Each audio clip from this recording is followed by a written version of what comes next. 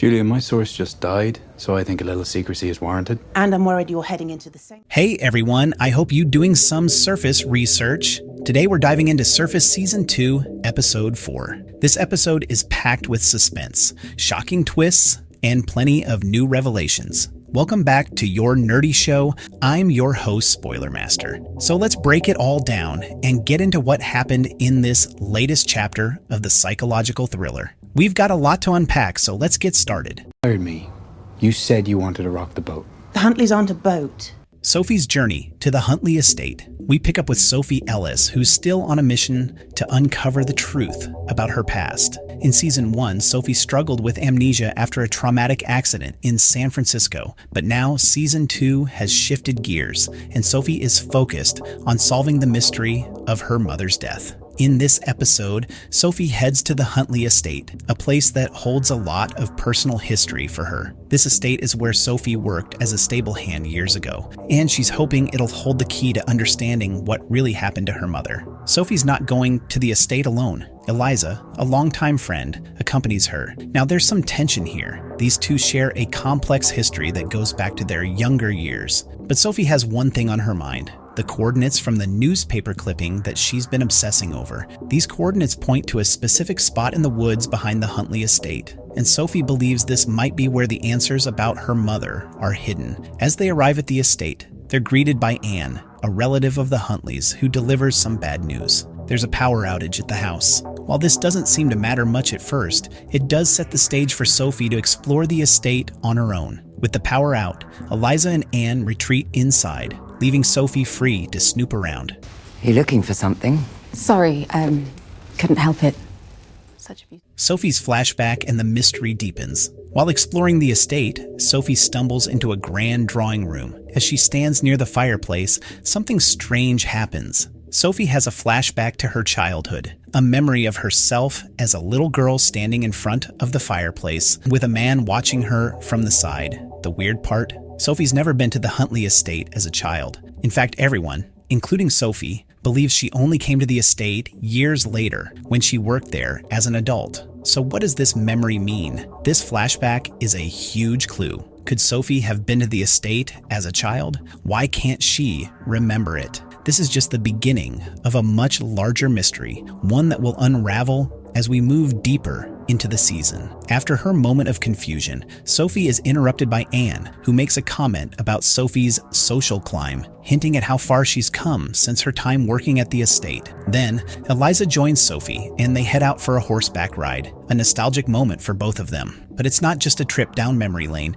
Eliza takes Sophie to the woods, where they finally arrive at the spot Sophie's been looking for. It's a remote area where Sophie finds an old abandoned car, covered in plants and hidden away. It could be another key to unlocking her past. But just as Sophie starts to dig deeper into the car, Eliza calls out to her, cutting her investigation short. Eliza, it seems, has her own questions for Sophie. She remembers the night Sophie left the estate abruptly 10 years ago, and she wants answers. Why did Sophie run away? What happened that night? Eliza's frustration grows as Sophie shuts down, refusing to talk about it. In the end, Eliza asks Sophie to leave the estate without spending the night, which sets the stage for even more tension between them. I found you at the stables the next morning and we were both still fucked up.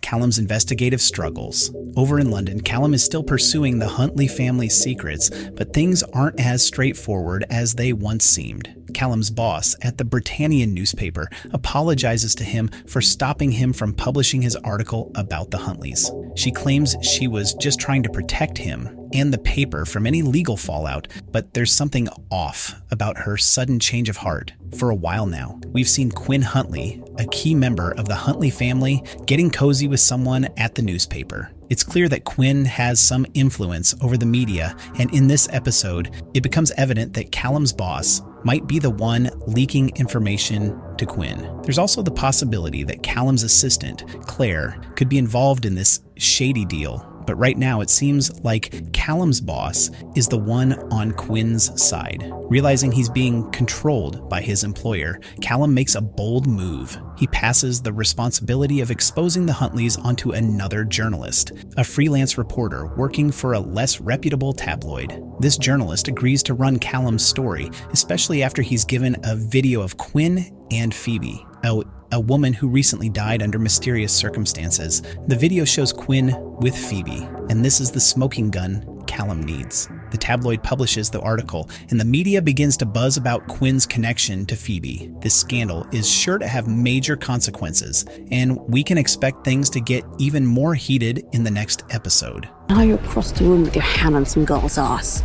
People change. James and Quinn's shady encounter. Now, let's talk about James Ellis, Sophie's estranged husband. James has been in London with unclear motives, but it seems like he's been playing a dangerous game of his own. He hasn't just come to London to find Sophie. He's actually trying to get close to Quinn Huntley. James wants to work with Quinn and the Huntleys, so he arranges a meeting. But when that appointment gets canceled, James takes a more sneaky approach. He follows Quinn to a club and eventually introduces himself. He claims he's interested in partnering with the Huntleys' business, and before long, James and Quinn are bonding over drinks. James's smooth talk works, and soon he's invited to an exclusive club where Quinn and his fiancée Grace are spending the night. Now, Quinn and Grace's relationship is complicated, to say the least. It's clear that Grace is aware of Quinn's wandering eye, but she's okay with it as long as she's in control of the situation. However, tonight, Quinn's behavior is out of control. He's drunk, belligerent, and it causes a fight with another man at the club, leaving Quinn injured. James steps in to help Grace get Quinn back to their place, and once they're home, things take an unexpected turn. After helping Quinn get into bed, Grace and James sit down for a drink. That's when Grace's phone blows up with messages. Links to the tabloid article exposing Quinn's connection to Phoebe. Grace is clearly hurt and angry, and she decides to confront Quinn. But in a twist, Grace and James share a passionate kiss. What follows is even more unexpected. Grace pulls James into another room, and it looks like things are about to get much more complicated between them. This kiss sets up a major turning point, and you can bet this will cause serious drama down the road. Because the girl that made this died a few weeks ago. Police ruled it suicide. Sophie's shocking discovery about her mother. Back at the Huntley estate, chaos erupts when William, the elderly patriarch of the Huntley family, escapes from the house.